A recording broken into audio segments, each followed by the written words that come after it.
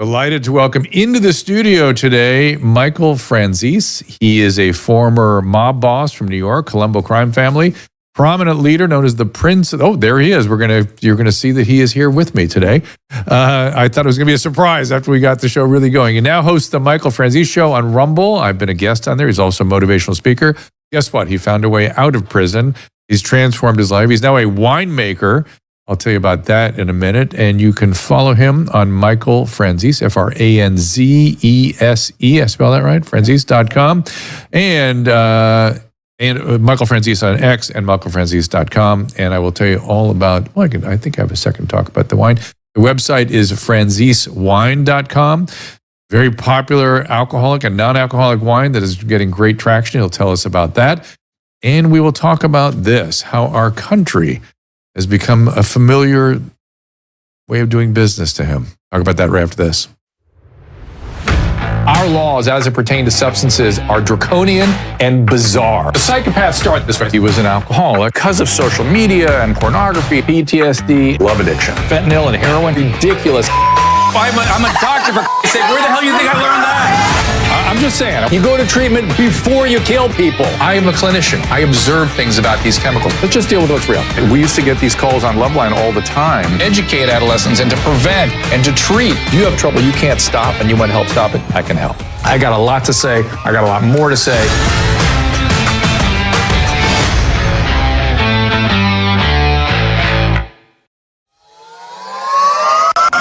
I'm excited to bring you a new product, a new supplement, Fatty. I take it. I make Susan take it. My whole family takes it.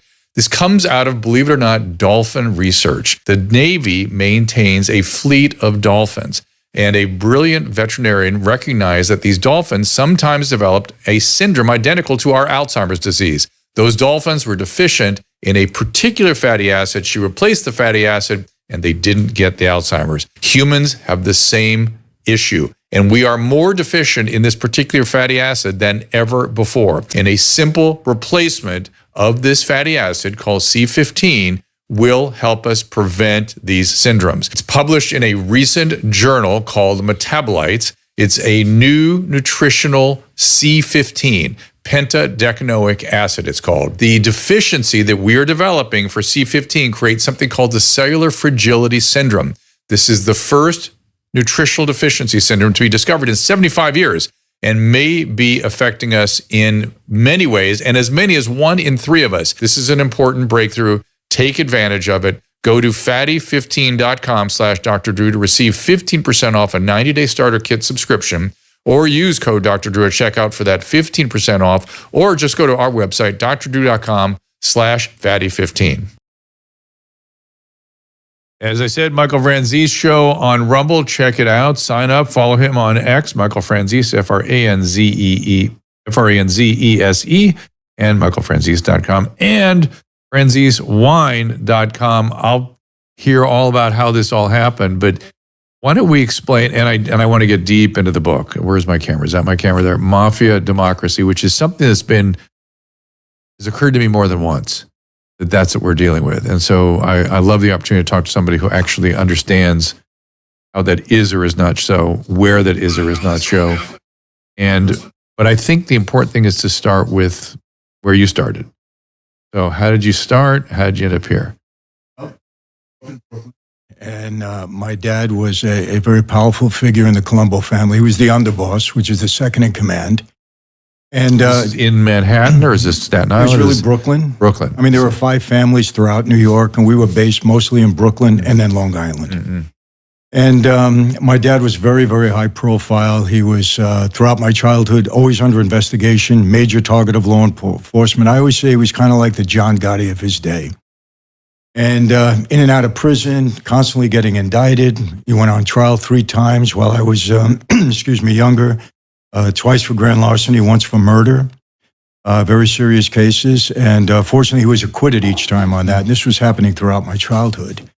And then in 1966, my dad was indicted in federal court for masterminding a nationwide string of bank robberies, convicted and sentenced to 50 years in prison. He goes off to prison in 1970 to start that sentence. I was a pre-med student, Hofstra University. My dad wanted me to be a doctor, and that's where I was headed.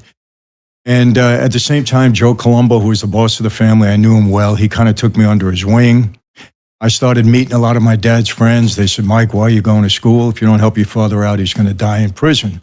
Did your dad want you to help everybody out, or is that just a manipulation on their part? Initially, he wanted me to stay in school. He didn't want that life for me. But, and I will say this, later on we'll get into it. I went to prison for a crime that I was guilty of. And my dad did, obviously, he spent a lot of time in that life. He did bad things.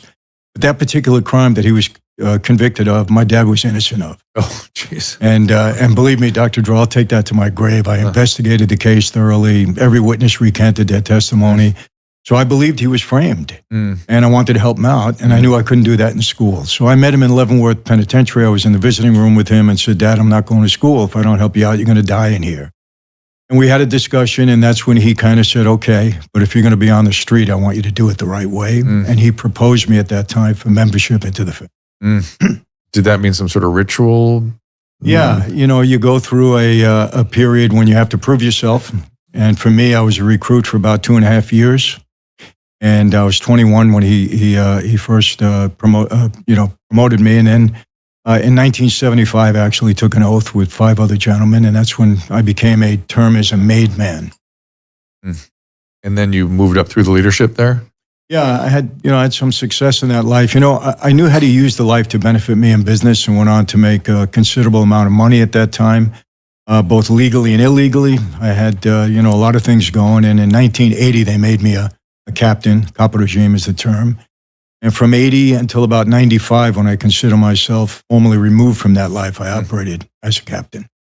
And then what finally brought you to prison? Well, I was throughout my time, I had a bullseye on my back from day one because of my dad. So I was arrested 18 times. I had You ever get him out? He got out. He did 40 years on the 50, but I got him out on parole after 10 years. But he kept going back. He went back 5 times. Each time parole violation, and most every time for associating with another felon, somebody alleged to be an organized crime. You can't do that when you're on parole. And he just couldn't stay out. Wow. So he did 40 years on that. He was actually released at the age of 100. Oh, my goodness. Dr. Drew, he was the oldest inmate in the federal system at the time of his release in 2017. And he passed away during COVID at the age of 103. Wow. So he lived probably longer than anybody else in that life. It's not a life conducive to a long lifestyle. So he went pretty far. Yeah. And, I had moved up in the ranks, but like I said, I had a big bullseye on my back. I was indicted 7 times. I had 2 federal racketeering cases, one brought on by Rudy Giuliani. Who, by the way, wrote the foreword in his book. Where's my camera here? So Giuliani, whatever happened that got you out, was obviously a fan of your transformation.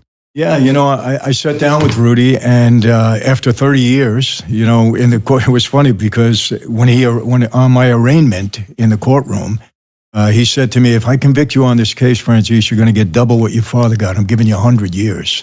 And that's the kind of time they were giving us guys back then. And I said, all right, Rudy, bring it on. And Giuliani was one of the driving forces of all that, right? Yeah. At the time, yeah. He was really the one that used the RICO statute effectively, and that's what really dismantled that life. Yeah. And after a several-month trial, I was acquitted in that case. Some of my co-defendants got convicted. They got 30 years, so I would have gotten at least 50. But I sat with him not too long ago, and he said, I've been watching you for 30 years, and I think this whole transformation is legitimate. And I would consider him a friend now. Wow. It's amazing. That something? Yeah, amazing. That is an amazing story. So you mentioned the RICO Act, and RFK Jr. has said more than a couple of times that he wants to use that to dismantle some of the shenanigans in the government. Is that the way we're going to do this? Is that the plan, or is there more to be done? Well, I can tell you this, Dr. Drew, and I don't know how political you want to get, but I have watched very closely. I'm very into the politics lately for the past several years, and I've watched the whole GOP matter against Biden and Hunter Biden and his family. And I can tell you this without going into detail, but I can if you like. There was more evidence to have him indicted on a RICO statute than there was Hunter and Joe Biden. between the laptop, the eyewitnesses, the people that he sat down with, the text messages, the emails. There was more evidence for an indictment. You're always proven, innocent until proven guilty. Than there was in any one of my 3 cases. So I think it would be a very effective tool if they used it properly. Where should they start? That's the way I feel about it. I know that RFK Jr. has said he wants to go at the medical publications first to try to unravel the pharma influence there, and then as an administrator, undo the pharma influence at the FDA. That's what he has told me. I'm sure there's a lot more to go. But where would you start if you were going to sort of take out a machete? Well, I would start looking at, Nancy Pelosi and all of these people that have used, their office so effectively to enrich themselves. But I have a feeling they're probably getting really good advice on how to do that. They may not have broken any laws, right? It's unethical as hell. But how do we get them? I heard AOC talking about it. Yeah. She goes, "This is bullshit." It's like, how can you do this? But they broke laws. We'd have to put some things in place to stop them, where they would be breaking laws, it seems to me. Well, the RICO statute is pretty widespreading. So, listen, when they came after us, I don't know if you know this, but as a predicate act for a RICO, you can have gone to trial, been acquitted in the case, and you can still use that charge as a predicate act for the RICO. I see. It's almost like there's double jeopardy allowed in RICO. So, listen, without knowing all the details, I'm sure they can find something. Believe me, they found it against us very easily. So, look, with the insider trading thing, I mean, they exempt themselves from insider trading, I think. So I don't know, how effective that would be. But there's so much shenanigans going on. I would have to believe that they can find it. In the Hunter Biden, Joe Biden case, it's so there. I mean... Well, you, I think, mentioned somewhere, I think in the book, the shell companies. Yeah. That's what you used to do. Absolutely. Tell us about that. Well, I had 18 shell companies. I was in a scheme that I ran for almost 8 years where we were defrauding the government out of tax on every gallon of gasoline. In order to do that and to get the money into our accounts, I had 18 Panamanian companies that were all shell companies. No brick and mortar, no employees, no product. We just opened the bank account and we were collecting tax money through those accounts. We had suspicious bank accounts the same way that, was alleged in the Biden case. Biden, all the family, they weren't Panamanians, though. They were his family members, weren't they? They were family, yeah. Isn't that exposing them to all this, too? Absolutely. Oh, my God. Absolutely. I mean, they can't explain where this money came from. There was no service that was performed. No. It was just money coming into the accounts. Exactly what we did, the same way. And that's why I said it's a RICO indictment. Whether he's found guilty or not, that's another thing. Innocent until proven guilty. But there's definitely enough there for an indictment. And he had more because he had text messages, he had emails, he had whistleblowers, he had phone calls. There was so much evidence to indict him under the RICO statute. How does the shell company work? Well, all you need the shell company for is to open up a bank account. It does nothing else. You have to have you incorporate in Delaware or something, and then you... Yeah, we incorporated in Panama because it was hard to trace. And at that time, to own a Panamanian company that had bearer stock, you didn't even have to have a name on it. Whoever held the stock owned the company. I'm just thinking, wouldn't it be as simple as, Jill Biden, you've got 3 shell accounts in your names. Show us the minutes, the quarterly minutes from your corporation. 100%. So you think they're going to be quarterly minutes? And not only that, explain the suspicious bank records. Where did this money come from? What were you paid for? What was the service? What was the product? There is none. There's none. Not for $20-some-odd million. Again, I'm guessing he had extraordinarily good lawyers working on this, and I'm guessing that they have such a careful sort of road to the bank that it'd be impossible to figure it out. I don't think so. I think they're not going after him. I mean, from what the GOP found in their committee, there's enough there for an indictment. There's no question. And I asked Rudy Giuliani, and he said 100%, Michael. He said, I have more evidence in this case than I had against yours. Well, and he called it the Biden crime family. Does he talk about that in his podcast? I think I've not listened in a long time. I don't know if he talks in his podcast, but he just wrote a book, Biden crime family. So he's going to put it all in there. I mean, it's all in there. Oh, interesting. Yeah. Are there other areas of the government that you could see as corrupt that with your eye and experience that the average person might not see? Well, we have to go with current information that's coming out now through Doge and, all of this U.S. aid and the money is being spent. It's just like a shell company, the same thing as the shell bank account. Something just flows through it, right? Absolutely. And you'd have to almost believe in Santa Claus to not believe that there's kickbacks coming back on this. Well, not even kickbacks. Just all it needs is a little bit of sloppiness, and there's literally millions of dollars that could fly all over the place. Absolutely. Just a little bit of sloppiness. Absolutely. Like, oh, sorry, we didn't know. I guess, well, we got $2 billion, and we spent 190 million rather, or whatever. I'm not doing the math properly. But the point is, 10 million, 20 million, no one would notice, let alone figure out where it went. Notice, no. I read, I don't know how true it is, but it was pretty well documented that Chelsea Clinton received $80 million to do something in Haiti, for Haiti aid, and $3 million out of that went to pay for her wedding, and $9 million to buy a mansion. I read that too. Nobody talked about the rest of it. And then what is the Clinton Foundation doing? What is it? Is it do something? Speaking of services, this is the strangest time. Do you have an overall sense of what happened?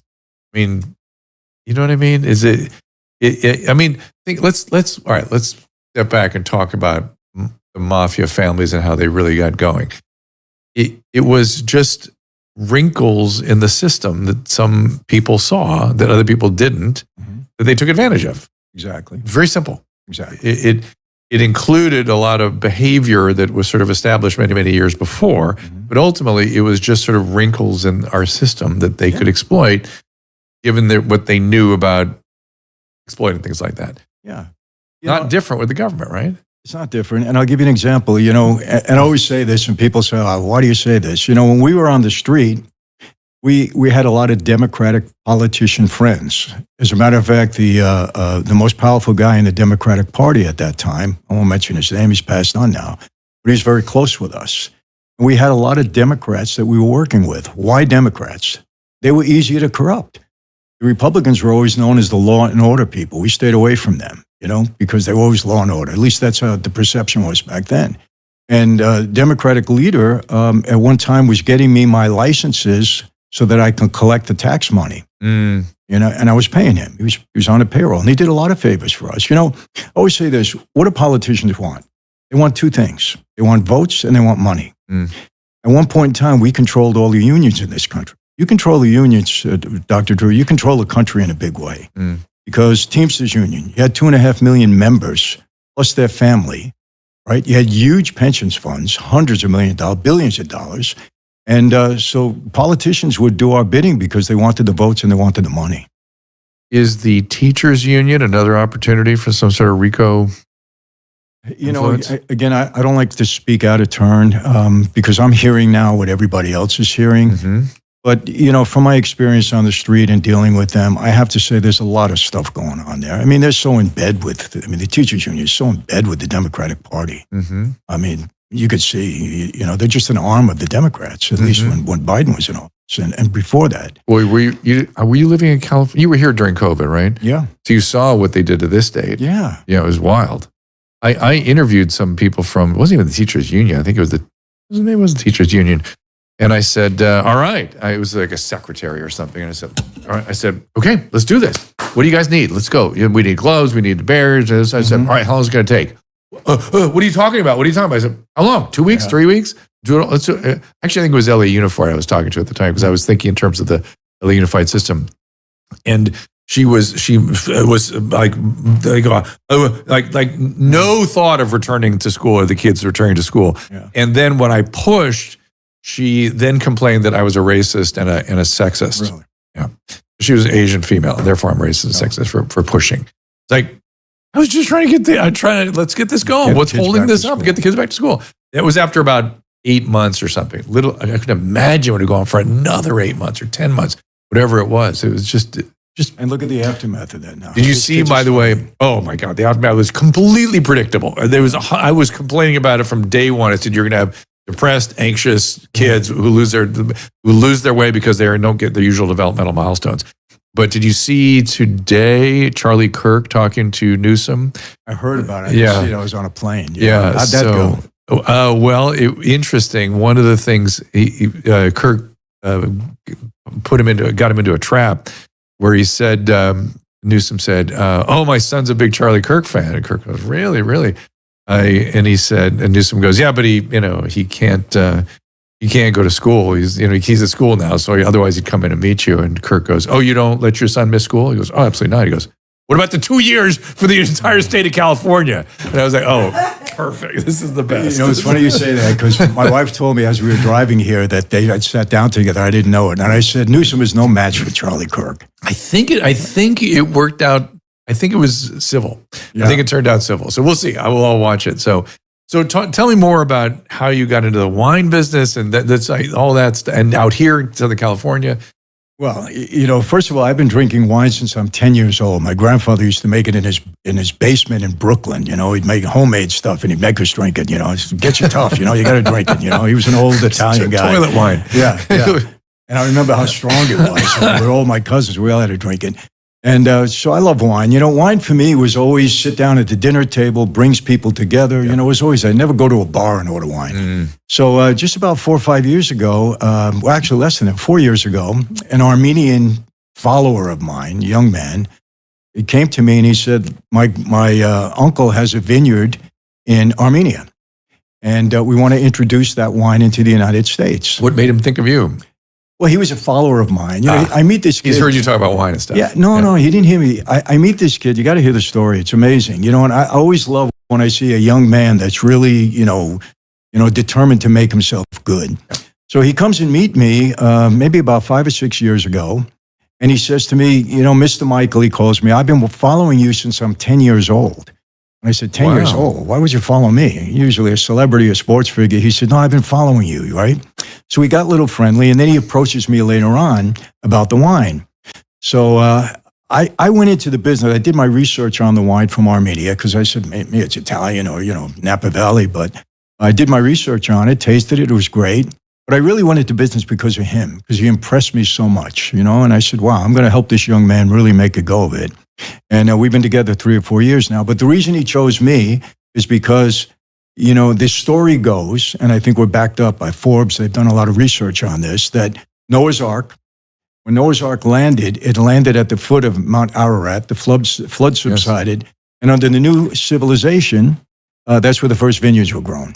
Oh, that's interesting. Yeah, so it's kind of a transformation. I've said forever, because we have, literally, probably more Armenians in our life than any other ethnic group. Yeah. And we used to we often will go to fundraisers and things like that. And as we first started going, I'm like, wait a minute, this is familiar. Wait a minute. Oh, they're the lost tribe of Israel. That's what that is. That's the lost tribe of Israel. Yeah. I'm convinced of it. It's exactly the same culture. Exactly. So, and I was with a whole bunch of them last night. You hit it right on the head there. But yeah. So, he said, and your story is a story of transformation. So we want to put it together and make you the brand. That's how great. It happened. Brilliant. And you have non-alcoholic stuff. Yeah. We haven't been drinking for many months. We're going to try after the break. Well, I got to tell you, we're really excited because we introduced it to Walmart. And amazing. Walmart put it in 7 states. And I think their first order was 2,300 cases, which is really unusual. Yeah, crazy. We were very, very happy to hear that. And there's something here I've never seen is pomegranate Armenian wine. And what a bottle. Wow. Flying off the shelves, people are loving it. They're making sangria out of it. They're cooking with it. And matter of fact, Chef Gruel said he's going to, drum up something with the pomegranate wine. He liked it.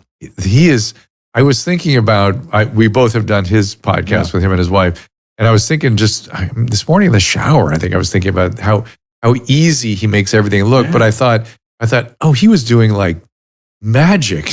I just he just directed my hands in certain directions. It's and it was good too. Very much so. Okay, we need to take a break. We got a lot to get into.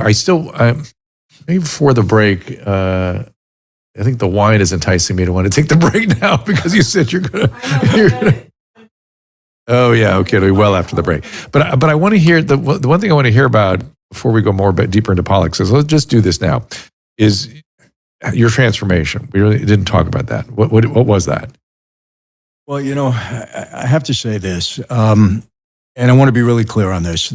I always call the mob life an evil, bad lifestyle. I want to be really clear. I'm not calling the guys evil. You know, there were some good guys. You know, the age-old question, why do good people do bad things? And a number of reasons for that. But a lot of good guys, I was one of them, so I don't say that. But the lifestyle is evil, Dr. Drew, because I don't know any family of any member of that life that hasn't been destroyed, including my own, not my wife and kids. So, well, Susan told you before the mics heated up that I hosted the Mob Wives reunion one year. We became friendly with them. We're still a friend with Renee Graziano and her sister.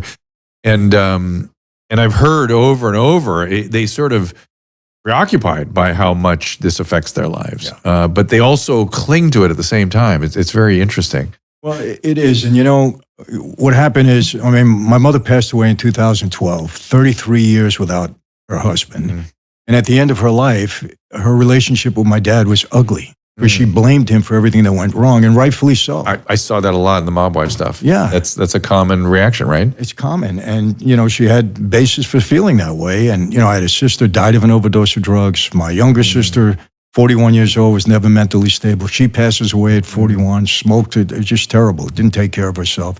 My brother, 25 years a drug addict. I hate anything to do with drugs. It was so destructive. And, you know, just trying to keep him alive was a chore. So the whole family destroyed. So I met a young girl, you know, she was 20 years old. I fell in love with her. And I said, am I going to do the same thing to her? Because I had such a bullseye on my back. There was no way I was going to go through that life. You were in prison at the time? No, I was out. Oh. I was out. I was producing a movie. I was in the film business also, among many things I was doing. And so she was a dancer in a movie. With dirty money, or were you doing it legit, or well, both? It was both. Mostly dirty. The film is often that, right? Yeah, it was mostly gas tax money that I was taking at the time. Okay. But I was making this movie. She was a dancer in the film. I meet her in Florida on the set, fall in love with her. So I said, am I going to marry this girl and do the same thing? Because I was still under investigation. I was never not under investigation from the first moment I got into that. How old are you at this point? I'm 31, and she was 19 when I met her. And so I decided I had to make a choice. It was either her or the life. And I chose her. She's sitting over here? Yeah, okay. She's there. Good. We're going to be married 40 years this year. Congratulations. It worked out. I made the right choice. Yeah. And did she help with this transformation, or were you already well on your way with it? Or, I mean, obviously the commitment to her was important, but did she also help to call you out on some of your shit, so to speak? She caused the transformation. Okay. Well, she caused it because you fell in love with her, but she also caused it because she, you know, could see. Yes. Yeah. Well, I should interview you too. She was a very strong person of faith, a strong Christian, as was her mother. You were in the Catholic Church. I grew up a Catholic. Yeah. I was even an altar boy. But for some reason, for me, Catholicism was like a subject in school. I didn't get into it. Yeah, it was just procedural. Yeah. And when I watched her and observed her, she was serious about her faith. Normal, 19, 20-year-old, but different. And she was serious. So I respected that. And I respected her mom, who was very outspoken. But I wasn't buying into it. Did mom have concerns about this? Oh, yeah. Well, to the point where she said, I'm praying for you every single day. She actually put my name in her prayer book, and she prayed for me every single day. Wow. But still, it really, I said, I got to protect this girl. But it really didn't happen to me until I went into prison. And I took a 10-year prison sentence, and I had a big $15 million restitution. I had a plane and a helicopter. I gave it all up to the government at that point to settle a case with them. And this was this whole gasoline tax case. It was a RICO case. And I did 5 years. Now, let me tell you this, to give her a little bit more credit. We got married. She was 21. We got married in July of 85. I went off to prison in December. Did she, at the time of your wedding, did she know that was coming? No. You didn't know yet? No. Was the case happening at that point? Or it was under investigation. Under investigation, which is your way of life. Yes. And then they indicted me in December and never gave me bail. So for the time of my indictment, I stayed in prison. And she, so I go off to prison in December, and I did 5 years on the 10. I made parole after 5 years. I was home 13 months. Very difficult time. It became public that I walked away, and I had a lot of people upset with me back in New York. Walked away from the mob. Yeah. It became, Life magazine wrote a huge story, and Vanity Fair. Did anybody try to hurt you? I had a contract on my life. Yeah. And the feds had come into prison and says, your boss at that time put with a contract. It's all over the street. Our informants are telling us, and your father went along with it. Now, I want to be clear on that too, because would my dad have ever pulled a trigger on me? No, I don't believe so. Yeah. But he had to go along because people thought I was going to become this major witness and start testifying against people. It was never my game plan. But everybody thought that because people just don't walk away. So I had a lot of trouble. I'm home for 13 months. It was a very hectic time in our life. And then I violate my parole. And they hanging out with people? You know, same thing your dad did? You know, I hate to do this because then it's like, but I really didn't do anything. But the feds were really upset with me, and they violated my parole for not paying my taxes and stuff like that. And so they throw me back in, and they said they were going to indict me for all sorts of cases. I'd never come out of prison alive and all of that. But they couldn't indict me on anything. There was nothing out there. But they gave me 4 years on the violation, which was the maximum. And I spent 35 more months, which was maxing out, but it put me in a hole for 29 months and 7 days. So I was in solitary all that time. And it was. Do you think any part of that was them worried that somebody was going to come get you? No, I think they were just, well, the Bureau of Prisons used that as an excuse. They said, you're in there for your own protection. Because I didn't do anything wrong. But I know the some feds. Sense, though? It's not totally irrational? You know what? I would write the warden a letter every day. I had a yellow pad and a paper. Warden, let me out. I'm in Lompoc, California. There's no guys out here. I don't have to worry about anything. What were you doing out here? Well, because I had moved out here, so they sent me to prison. You're now here. Yeah, so they put me out here. You know, at least they did that, so I can get some visits. But they kept me in there all that time. And it was during that time that I became a person of faith. I mean, I really studied the Bible. I studied all the other faiths. I had my wife send me in books on every faith. And I just came out of there. Christianity really worked for me. So that's when it was there a moment of clarity? There was a moment of, it was the first night that they locked me up because they told me at that time I'd never come out of prison. They were going to indict me on a murder case, they said. And I'm going to be honest with you, Dr. True, that was a night of real fear. I said, it was the first night in my life that I really felt out of control of everything. I was always a control guy. I can handle anything, you know, don't worry about it. I'll deal with it. But that night I had no answers. And so I said, man, I'm going to lose this girl. You know, I did all of this for her. She's 27 years old. Why would she wait for me? And I said, they can't put me on a yard. I got everybody upset with me. I'm done, you know. And, you know, the thing for me that night, I had visited my dad over 20 years. I saw my family fall apart. I really felt that night, I just really wanted to close my eyes and just not wake up. It was. I don't know if people can understand how painful it could be just to think about your situation. It was it was probably the most pain I ever experienced in my life, just thinking about it. I said, I'm done. Well, you know, why do you want to live? I wasn't, you know, and I say this, I used to demean people that were suicidal. I said, you're weak. You can't face up to your troubles. After that experience, I don't do it anymore because I can understand. Let's take a quick break. I got more questions about that moment because that's a pretty, I'm sure a lot happened to you that night, you know, really. And then we're going to go back into the politics. We're going to go back into the mafia democracy, which you should order Amazon, I assume. Rudy Giuliani endorsed. He wrote the foreword to this, which is, by the way, not a blurb. The foreword, that's not a small ask from Rudy Giuliani. So congratulations on that. We got a bunch more to get into. Let me quickly look at you guys out on the restream and whatnot. We're going to taste the wine. Again, I told you I want you to go to franzesewine.com. You can also go to michaelfranzese.com and Michael Franzese on X. Hold on here. And the podcast is the Michael Franzese Show on Rumble. You're going to check that also. Anything, Susan, of the Rumble Rants? I'm just looking. Franzese. Yeah. I'm on YouTube too, by the way. It's also on YouTube? Okay. What is this? Looks like your embedded link is invalid. I don't know what that's all about. We'll do it again. All right, we'll take a little break. Be right back after this. If there was ever a time to be rationally ready, it is now. I urge you to consider getting one of the emergency kits from the Wellness Company because TWC has 7 different kits that are customized for a variety of situations. Wouldn't be a bad idea to take a look at each, considering, say, what we've just been through in California with the fires. I was happy to have the field kit on hand. And the Contagion kit in particular is suited for what is being predicted to be the next outbreak, or avian or bird flu. Of course, the same experts from the COVID era are freaking out about this potential pandemic. But don't panic. Just arm yourself with the meds you might need if this comes to pass. Contagion Emergency Kit contains ivermectin, hydroxychloroquine, azithromycin, Tamiflu, and budesonide, an inhaler that is good for airway reactivity and tightness, as well as reducing viral replication in the airways. Go to drdrew.com/TWC for 10% off your purchase. I ain't Dr. Drew. Dr. Drew. You want to spend the whole session talking about Dr. Drew? There you go. Even you call him Dr. Drew.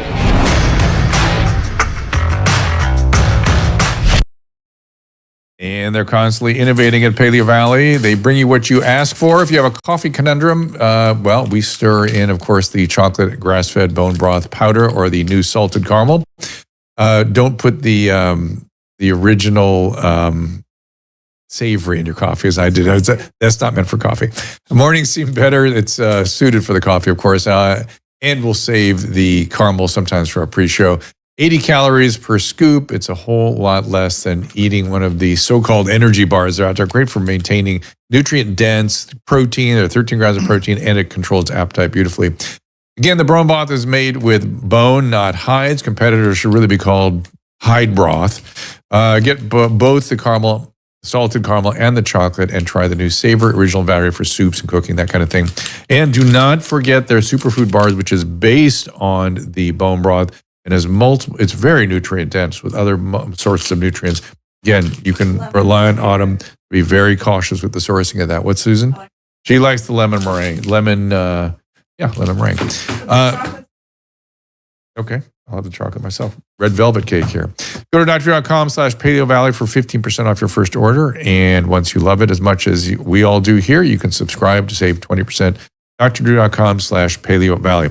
And of course, Michael Franzese is my guest. The book is Mafia Democracy. I wonder if the word that Elon Musk keeps using, bureaucracy, is more appropriate to the mafia piece of this, because the democracy part is the one solution to what's going on. The bureaucracy is what's been mafiatized. You know what? I think you're right. Yeah, it should have been bureaucracy. Yeah. Do you want some of your I wine? screwed up. Yeah, I'll take a little bit. Susan, let's see if I have a taste. Oh, I don't want to take for from you. That's okay. I'll She's sip getting on nothing. this. You're gonna what? Oh, you can drink off mine, but salud. Salud. Thank you for providing us this. It's really good. It's really good. Here goes. Delicious. You can drink all you want. That's non-alcoholic. We like it a And- little bit chilled, so just for I can future. see that. I can see what children Yeah. are good. Yeah. Yeah. Yeah. Okay. Done. And we're going to dinner a little bit later. We'll bring this with us. Sure. Enjoying it really? Good. Thank you. All right. You want to get on the mic and say that again? It really is good. It's not what you usually get when you get An alcohol-free wine. No, and I'm going to take one to Zarina, who my daughter-in-law just had a baby and she's breastfeeding. And we had some non-alcoholic wine the other day and I was like, meh, you know. Well, I'm going to send, if you really like, I'm going to send a bunch of Please. bottles over to you for No, sure. I'm not kidding. I haven't had wine in about a year Mm. and I love wine, but I'm trying to be sober, right? So, and I haven't had that was really good. It just kind of gave me a little kick. Yeah, and if you chill it a little bit, you'll enjoy it even more. It was fine. It was really Yeah, good. No, honestly, All right. I'm not just saying it. So go to Franzese Wine. It's FRANZESE to get the actual wine, the alcoholic wine or the non-alcoholic wine, Armenian grapes. And also, as I've said repeatedly, go see Michael Franzese on X at Michael Franzese and michaelfranzese.com and Michael Franzese Show on Rumble. Back to this transformation. So you have this moment of extreme pain as a result of sort of reality crushing in on you, and the reality was terrible. And you had something called passive suicidal ideation, like I wish I could die kind of thing. Yeah. Right? You didn't have a plan to kill yourself. You just were like, I don't know if I can live like this. if something took me good, right? Yeah, and I'll say this too. A lot of people, I'm against the death penalty. And the only reason I'm against it is because I think the government obviously is not always right, and you can't execute an innocent person. And we know that, through DNA, a lot of people were freed that were wrongly convicted and sentenced to death. But people don't understand how bad it could be living in solitary confinement for the rest of your life. Yeah. It's horrible. Yeah. And so I'm laying there and I said, this is no life. I'd rather just close my eyes and not wake up. That's all that night, or did it continue for several days? No, it was that night because I don't want to say it's an epiphany, but something happened that night. It's a moment of clarity. Moment of clarity. Did you feel like something stepped in? No, well, something did step in. It was a prison guard that walked by my cell, and he opened up the flap on the door, checking in on me.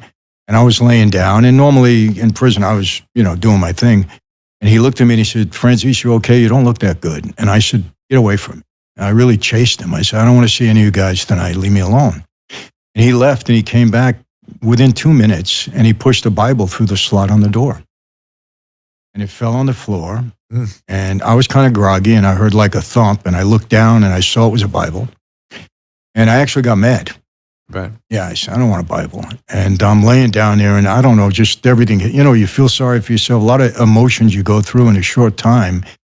And I just, I'll never forget, I jumped off the cot, and I picked up the Bible, and I just slammed it against the wall. And I was just really upset. And about a minute later, it came into my head. I said, "Man, I believe in God. I'm not really spiritual, but I believe in God, and I got everybody mad at me. I don't need God mad at me. It's just me and him in the cell." So I picked up the book, Dr. Drew, and I just looked up at that cement ceiling, and I said, "You know what? I need help. If you're really there, give me something to help me out. I'm really in bad shape tonight." And I never read the Bible. In Catholic school, you don't read the Bible. You read the catechism. Just reads the gospel from the pulpit. And so I didn't even know where to begin.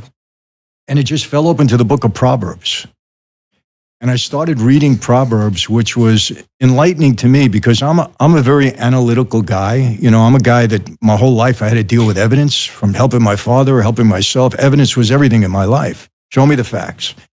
And I started reading Proverbs, and I said, "Wow, this is a brilliant book. This guy is really smart, Solomon." And, without getting into all of it, I just came to 2 verses. One verse that really, I think this was the epiphany. It was Proverbs 16:7 that just stopped me cold. And it says, "When a man's ways are pleasing to the Lord, even his enemies are at peace with him." And because I had nothing but enemies that night, it kind of, wow, what does he mean by that? And then it's, I had that look in the mirror moment where, who are you kidding? Yeah, you walked away from the life and you married this girl, but you're still a gangster. You still got the mind, you're still the same guy. So don't be mad at anybody but yourself. And I kind of just faced my own demon at that moment. And I start to read on from there, and another couple of verses really hit me. And I said, okay, here's what I said that night. I said, I trusted my father more than anything in my life. I love my dad. My dad, I would have given my life for my dad at one point. And I believe he would have done the same for me. And I said, I trusted him. I got into this life, and look where it got me. I said, then I took a blood oath. And when I came into the life, I really felt for the life. I wanted to be that guy, and I wanted to be the best possible mob guy I could be. I said, so I made the wrong decision twice. I can't do it again. If there really is an eternity, and I'm facing it, I want to know what's real or what's not real. And that's when I said, I kind of challenged God that night, and I said, just show me.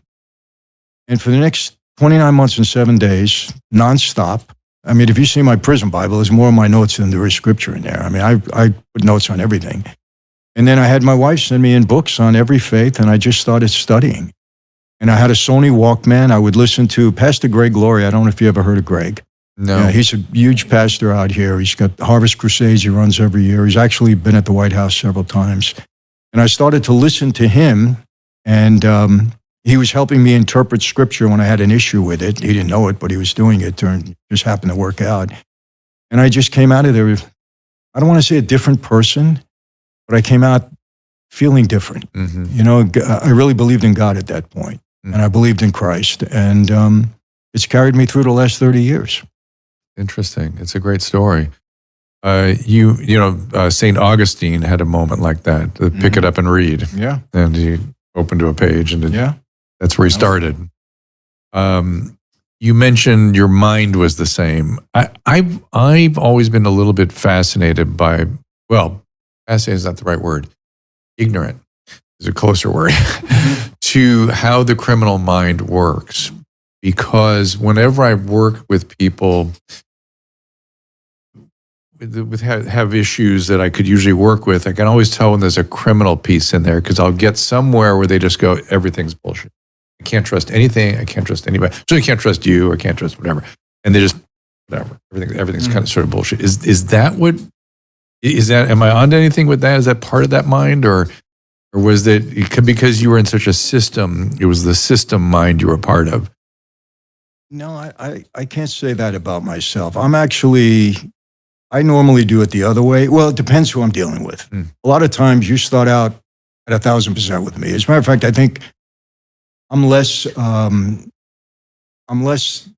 eerie about people than my wife is. My wife is more, her radar is up, and she usually has a better perspective than me, believe it or not.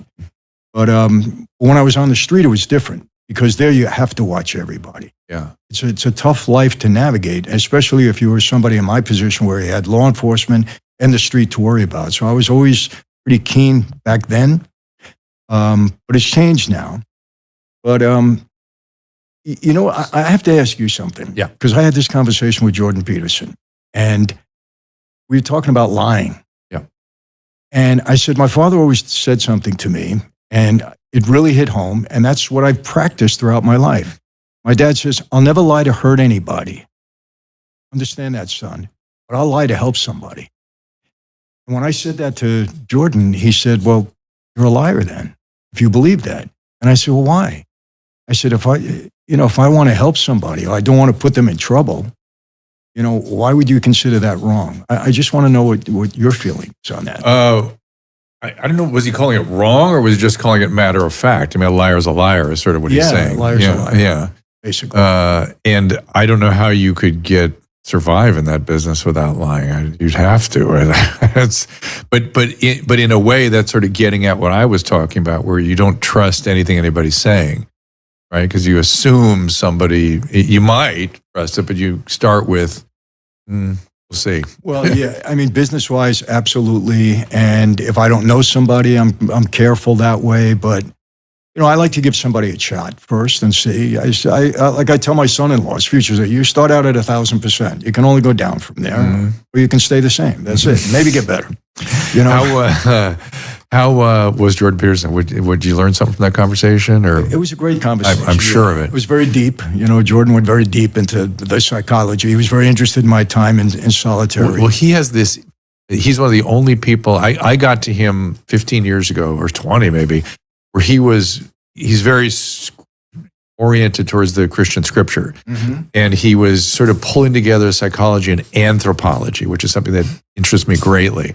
But he does it only through the prism of stories in the Bible, essentially.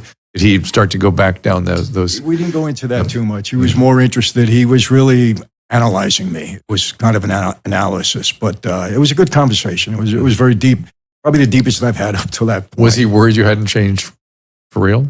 No, I don't think so. Okay. But I think the lying thing got to him a little bit. And I said, you haven't changed my mind. Do you lie now? Well, I would lie to help somebody again, yeah. Yeah, because I wrote down the word, where did I write it? I'm sure I wrote down here. Somewhere I wrote honest. Here it is, honest. Honest and fear, I wrote. It's hard to continue to be the person that you say you are and you want to be if you're not rigorously honest. Now, remember, there's such a thing as lying with justification. And it's not really lying. And it's, you have to acknowledge to yourself and somebody that you're lying, and you're doing it for a reason. And that reason is where you can get into trouble, right? If you're doing it to save somebody's life, if you're lying so you can kill Hitler, well, guess what? Lying's totally appropriate. Right. But where do you draw the line is the hard part. Yeah. And he said, because if you're lying to help somebody, in essence, you're hurting them. Because maybe they should have. That's a pretty pure way of looking at it. Yeah, they should have paid the price, or they should have been exposed. And I said, Jordan, I can't go for that. It's an interesting question, and it gets deep fast. But I deal a lot of people with drug addiction, that kind of thing, and they have to be rigorously honest, or they immediately launch on a course that'll take them back to drugs and alcohol. So I don't know how they solve those problems, because they certainly can't trust themselves, the way their brain works, to decide when lying is good or bad. Because the addiction part of the brain will go, this is a good time to lie. This is it. You're right. This is when lying is justified. Yes. And that's how they get into real trouble. So they have to be rigorously honest all the time, come what may. And I totally agree with that, having dealt with, drug addicts for a good part of my life. I will say this. People say, are you really a different person? And, I don't live in a pattern of bad things anymore, because you can't be a Christian and live in a pattern of sin, so to speak. You can't do that. But, you get the same thoughts. You don't act on them anymore, and that's what's in, because, the Bible says you're a new creation. And I guess you are, because you're not doing the things that you might have done before. But it's not that you don't have those thoughts, if you understand what I'm saying. Kind of. Yeah. Because there's different ways of changing, right? Not all change is the same. And one of the changes is just living a certain kind of life. And then things internally change along with that eventually. Right. You're saying that, would say it again so I make sure I understand it. Well, I still have the thoughts of... I'll say this, and I get in trouble. I say this in church. Well, not in trouble, but I always look at the pastor and say, excuse me for this, but I said, I would have no problem, and maybe you can justify this or not, I would have no problem taking tax money from the government, like I did before at one time, especially now, knowing what they do. And I can do a lot better with the money than they'll do. So I don't have a moral issue with that. But I wouldn't do it because I'm not going to jeopardize myself, my family, by going back to prison, getting in trouble. But morally, I don't have an issue with it. I don't know if that's right or wrong, but that's just how I feel. Well, it's somebody has an issue with it. Yes. But I'm kind of with him. Well, I understand what he's saying, and there's there's sort of a, unfortunately, probably some of these people in the government were thinking that way too, and that's how you end up with this, right? That's how you end up with this stuff. I'll show you the book again. And so, you to take a morally rigid position that the law is always right may not be right? I mean, in 1939 Germany, it wasn't right. I don't think so. Yeah, and so it's just these are deep questions. Well, the problem is there's slippery slopes for you. That's the problem. Let me tell you what happens. A Christian will come back to me and say, well, remember what Jesus said, render therefore to Caesar the things that are Caesar's and to God the things that are God's. And I said, okay, but let's understand the context in which he said that. He's got all those people around him. He's got the Pharisees trying to challenge him, trap him. So what is he going to say naturally? He's not going to get his people in trouble by saying, the Romans are bad people. They're overtaxing you and you shouldn't have to pay that. And they're really abusing you. Yeah. He's not going to say that, because then he's telling people to break the law. Yeah, break the law. So he's not going to do that. So he couldn't be outsmarted. Didn't mean that he believed that what the Romans were doing was right. I'm sure he didn't like it. He knew it was wrong. That's right. So what I'm saying is, I'm taking it a little bit differently. I don't have to worry about people around me. This is just me. You use that mind for good. That's all I'm saying. Make sure you keep using it for good. Yes. But I want to make it clear, I'm not going to do it. I'm for whatever reason, I'm thinking of RFK Jr. too. He was telling me, he goes, I hate going to meetings. I hate going to meetings because he's a 20-year recovering heroin addict. Yeah. And he goes, but I go because I know I have to, even though I hate it. And I thought it's the same kind of thing. Like you can think all these things, but you got to live a certain kind of life. Is this the way, or you end on a slope that takes you to a bad place. It's that simple. I will tell you this. I am really dead set against solitary confinement for young people, because I saw a lot of guys that not do well in that situation, and I don't blame them. I don't demean them at all. In what sense? What happened to them? Maybe you can help lights us. Go out, and you hear all sorts of crazy people cutting their wrists and things like that. Anything to get out of the hole. Yeah. They don't realize that just gets them to the hospital and then back in the hole. But it's one of the most serious punishments that a human can endure. It's torture. It's torture. It's a torture. People don't appreciate that. Let's go back to the government and what they're. I just thought of something else I wanted before we get to the government. This is corollary to the government or close acquaintance, which is Epstein. What do you imagine happened there? Because do you think, I guess the question I have is, do you think he realized he was facing something awful and had that suicidal impulse that you felt? Or did somebody kill him? I don't believe he committed suicide. I can't fathom. I was on that same exact tier. And first of all, there's nothing to hang yourself on. He did on his like bed or something. Yeah, Something crazy. there's a bunk. Yeah. And maybe the bunk is this high. You'd have to be a midget, to try to hang yourself. And it would be difficult. Number one. Number two, I don't remember a time when the cameras weren't on or people weren't walking the tier, the COs. So it would be so hard for him to do that. It would be very difficult. Did you say I guess there's a wrinkle in that you could say maybe somebody let him do that. Or somebody set him up. Well, that's like, it. Yeah. Or somebody had somebody kill him. Well, that's the other part. But I'm trying to finish the suicide part. I don't believe somebody allowed him to do that. Like, you want to kill yourself? Go ahead. No, I don't think so. I think, I think he had enough on people there that he thought he can get himself out of it. And I think if it ever comes out, I don't know if it ever will, but if we ever get the real black book and the real evidence, because they have the evidence, whether they destroyed it or not, we don't know. I heard they did now. Do you have a theory what's in there, given that you're... I think there's just a lot of powerful people that have been doing a lot of bad things. I mean, I'm hearing... I've heard things about the Clintons from people that allegedly in the know. I don't want to repeat it because I don't know for a fact, but they were very definite about Hillary and Bill and some other people. So, but again, I don't repeat it because I don't know for sure. But I think he was brash enough to believe that nobody's going to hurt me. At the end of the day, I'm going to barter myself out of this thing. And I believe they killed him. I really do. Look, if I had to make a choice, you have one answer or another. Wrong answer, you're going to die. I would say somebody killed him. Yeah. The mob has been implicated or discussed, in various conspiracy circles in JFK's situation. Any thoughts about that? Dr. Drew, I would say another situation. I heard my entire life from the people in the know who normally don't take credit or talk about things like this. It's just the opposite. 100%. That this was a mob-helped killing. What do I mean by that?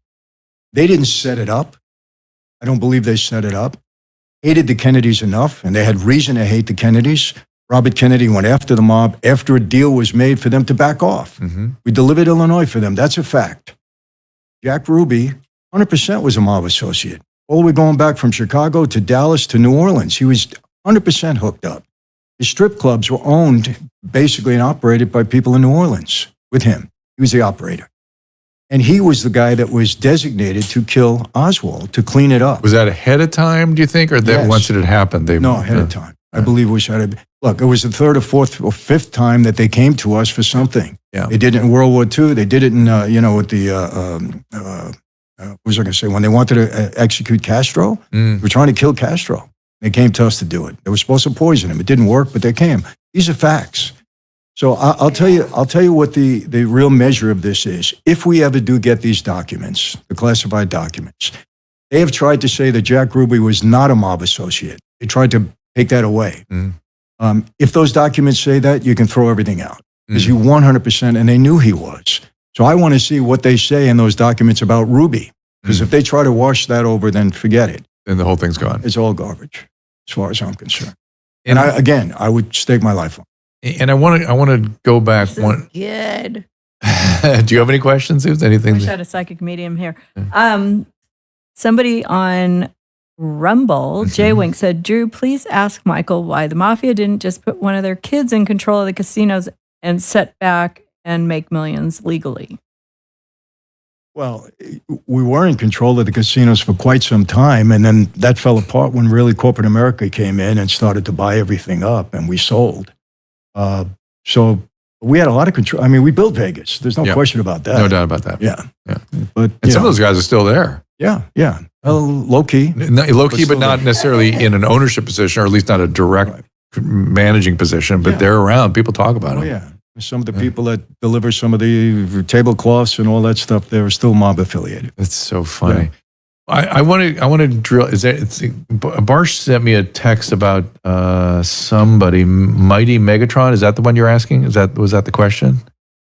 Did you see at Mighty Megatron? Oh, yes. Was that at Mighty Megatron that Yeah, asked they that gave question? No, that was Jay Wink. Okay, so Barsh texted that there was a question. Yeah. Or nice. Let me go up here. Okay, you look around. I want to ask more questions At the here. very top. It's at the beginning of the show. Okay. Oh, here it is. This is for Michael. Does he remember Buddy Chianti, the Providence mayor in the 80s? What kind of dirt was he involved in besides getting some goons to beat her wife's lover? No, I didn't really know it. There was a lot packed into that question. Yeah. Aren't you glad we asked? Well, he Listen, I mean, I'm glad it's somebody I don't know. Let's put it that way. I don't really know your background, and I asked you, hey, you know the girl? Of course you do, but it's just funny because like I'm not really a mob expert, so I just know. You just know Renee and Jennifer. Yeah, I'm friends with them. So and so I want to get back to the government. So what do we do? I'm going to ask you again that question. I have a feeling you evaded me on that one a little bit because where do we start? What do we do? If you had not even a magic wand, if you could do what you wanted to do, what would you do? Open up these investigations. I don't think it's going to be very difficult. Meaning RICO investigations, or first you have to see where it leads. If it leads, the investigation. But we did it with Joe Biden. It went nowhere. It went everywhere, and then nothing happened. Well, because they didn't want to pursue it. That's the only reason. I mean, look, his own special counsel said, he had classified documents he wasn't supposed to have as vice president and even as a senator. I know. But he was old and demented, and he would never get convicted. So they let it go. But he was guilty of that. As a matter of fact, he was more guilty than Trump was. Yeah. On everything. Yeah. But they just didn't pursue it. So if Kash Patel and Bondi are on the level, I think they should investigate January 6th.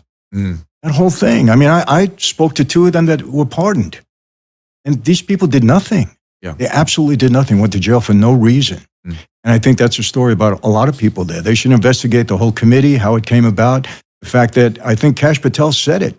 I don't know if you read this, but a few days prior to Trump going to that rally, whatever we want to call it, his speech, he went to the FBI and he said, we need the National Guard there. Kash Patel went to Pelosi and went to the mayor, and they refused him. Refused it. Why? I believe that was the first setup to try to really get rid of Trump. The whole committee that they put was all whitewashed. There was no real Republicans on there. There was so much damage. If you listen to these people that were pardoned, they didn't do anything. No, I know. Nothing. I absolutely. And then we have, I wonder if you have any thoughts about Elon Musk on Rogan the other day saying that it was sort of after he was discussing fraud and corruption in the Defense Department. It wasn't directly in relation to that, but it prompted him to say, I know a lot more than I'm saying, and if I did say it all here, they'd kill me. Well, listen, I don't put that past the government, honestly. Is that so it's the 3-letter agencies that would do it, or? Yeah. And what kind of stuff would he be seeing, do you think, that would cause them to go? I think it's all these kickbacks and all the manipulation and all the maneuvering. I think he may know more about the Epstein. I think they know more about the Epstein case that they're letting it go. Even Trump, I think. I don't know how much he wants to say about it. Because there's a lot of people involved. And people are trying to say that Trump was involved. Trump was involved. He knew the guy 30, 40 years ago, but they have no other evidence on him at all. Yeah. He wouldn't be asking to release the documents if he had a problem. He's not that stupid. I think that, here's my position on this. This government is so out of control. They have to be held accountable, Dr. Drew. You cannot let this kind of behavior continue, because I totally believe had Kamala Harris been this country would have been destroyed. We would have not been able to go through another 4 years of what they did to us for those 4 years prior. I mean, Joe Biden's got absolute blood on his hands. What this guy did, I don't think people can understand it because they're not paying that close attention. You can't believe it. I don't want to believe it. Oh, it's true. I was so in tune with this. And look, I have no horse in this race. I have no axe to grind, other than I got 7 kids and 7 grandkids more on the way that I want to make sure this country works for them. Yeah. That's the key thing. And this state, by the way, if they're out here. Yes. Even harder. This is a bad guy. He was a bad guy. People wanted to give him a pass because, no, you don't give him a pass. Guy's been in government for 50 years. Yeah. I don't feel so. I have no empathy for him whatsoever. He could have been a man, manned up and said, no, I was voted in by the people to do the right thing for the people. He did just the opposite. Bad guy. Well, I know you've got to drive back down to Newport, so I'm going to give you time to get on the road before the traffic kicks in. You know but what? I want to ask a question. Like, watching Trump, like, clean up the system, find where the money's going, find, use Elon to track all the money that Biden was just sending all over the place. That, who would have thought that Trump is sort of the angel of them all? Like, he's cleaning up the system and he's doing all this, but he gets no credit for it. It's like, oh, well, he's ruining everybody's lives. We're just not going to, that money's not getting sent and it's just going to ruin everybody's life. And it's like, I don't see that. And I'm sort of nonpartisan. I'm apolitical, but like you said, I just feel like this is taxpayer money and nobody's ever done a check and balance. People that were 180 years old were getting Social Security checks. I mean, come on. Somebody's getting that money and they're doing it illegally. And hearing you talk about all the illegal things because you know how the system works or what people do or how people are, and knowing that our government is doing that, Drew and I don't want to believe it. don't want to believe it. I believe it. I'm more of a conspiracist. I don't trust anybody. Like just because I think that nefarious things go on all the time behind the scenes. He's just like, not like me, but I totally think that being more open and talking about it and going into the JFK files and going into the things that they just sort of swept under the rug for all these years for some reason to protect somebody it's not right. I mean, well, let's say this: the country, we're $36 trillion in debt. Now, nobody at this table caused that. No taxpayer caused that. Mm-hmm. We're giving them the money. How do you explain getting $36 trillion in debt? Well, they don't explain it, but they did it. They mismanaged the money. And to believe that it went to some wonderful cause and that people didn't earn, even Mitch McConnell, he's a Republican, go right down the middle. The guy makes $200,000 a year. He's worth $90 million. How do you explain that? It's not going to be How do you good. explain it? Yeah, there's something wrong. Like the money that was sent to the Ukraine, there was a $86 billion missing. Like, was that in Hunter Biden's laptop too? Like, where did it go? Exactly. And I want to say that I believe I'm very upset that the Democratic Party right now doesn't stand for anything. All they stand for is anti-Trump. Because I believe we need at least a two-party system. I totally agree with you. It's like, can we come together and just, can we just be friends and make this work? Like, instead of fighting him the whole way. Exactly. Stand for something. If you have an opposing idea, that's good, but stand for something because we need that check and balance with a two-party system. You don't want a single party. But they don't stand for anything. And you watched them the other night. It was just, everything was opposition to Trump. They don't want to admit guilt because they're all lawyers. They just don't want to say, yeah, maybe this happened under our rule and, oh, shame on us. Like, they're not willing to be transparent on anything or take any accountability for anything because then they'll look bad. Well, you know what?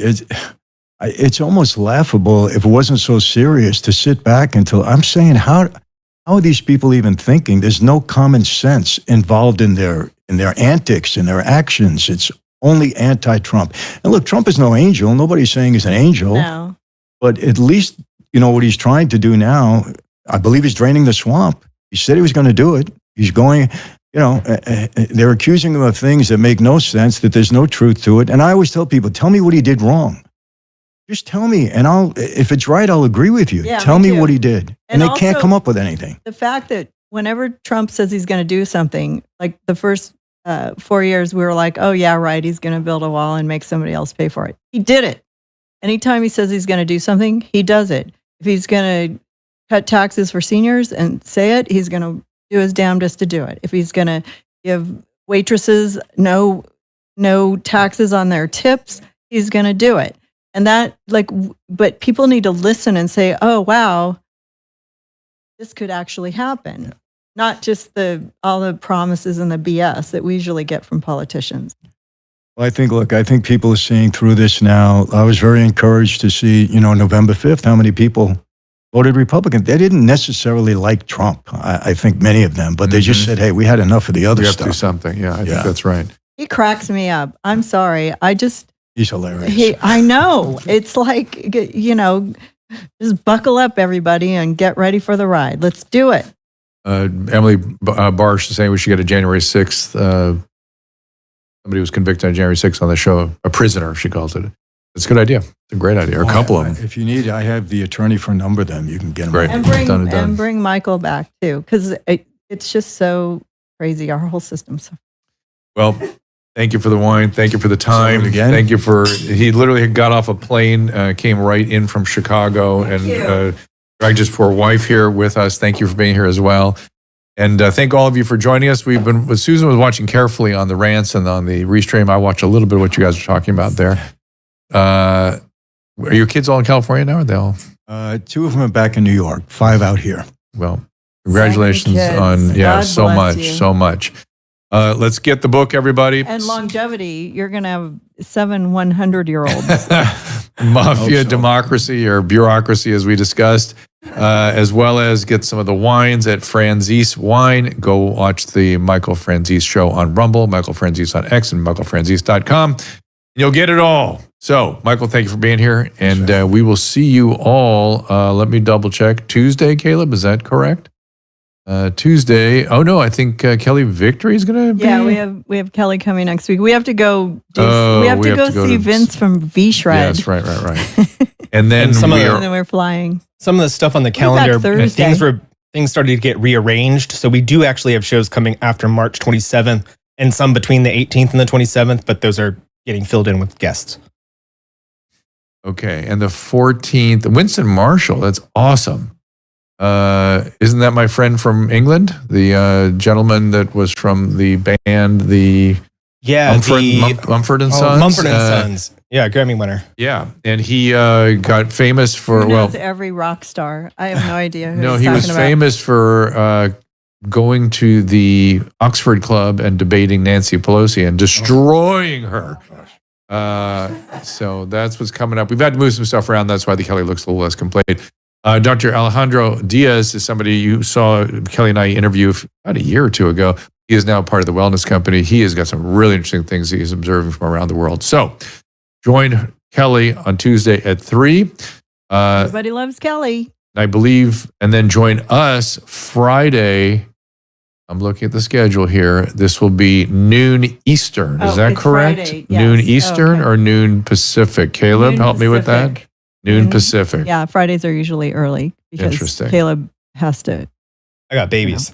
You got to go do fun stuff Fridays. Yeah, you're right, Drew. Yes, it's at noon Pacific on Friday the 14th. Okay, so we we're sorry for all the changes and the time schedules, Drew, and I have a lot of travel and other stuff going on, but we're gonna test out at the end of March a 2 p.m. schedule. Go do it at 2:00 every day and see if we can, get a little bit more, because we're in competition with some other shows, and I thought we might try that out. I think tune in at 2 for Dr. And also, if you are interested in a case of bobbleheads, we're cleaning out the warehouse, and we're giving for the price of one. You now get a case of 12 because we just want to get rid of. We can't wait long enough. We got to clean out the warehouse. So they're so cute. We should probably open a box and they're high quality Dr. Drew bobbleheads. Drew will sign it for you, so it's worth a little more. All right. And then we're also going to give you all the farmer's dog that this dog's not going to live long enough. You're saving me a lot of money. Thank you. I am. I'm trying to give back here. I hope it doesn't melt on the way home. Get home fast, put it in the freezer. That's great. All right. We'll wrap it up right here. Let these guys drive on down to Newport. Thank you all for being here. We'll see you with Dr. Kelly Victory Tuesday at 3:00 Pacific time. Ask Dr. Drew is produced by Caleb Nation and Susan Pinsky. As a reminder, the discussions here are not a substitute for medical care, diagnosis, or treatment. This show is intended for educational and informational purposes only. I am a licensed physician, but I am not a replacement for your personal doctor, and I am not practicing medicine here. Always remember that our understanding of medicine and science is constantly evolving. Though my opinion is based on the information that is available to me today, some of the contents of this show could be outdated in the future. Be sure to check with trusted resources in case any of the information has been updated since this was published. If you or someone you know is in immediate danger, don't call me, call 911. If you're feeling hopeless or suicidal, call the National Suicide Prevention Lifeline at 800-273-8255. You can find more of my recommended organizations and helpful resources at drdrew.com/help.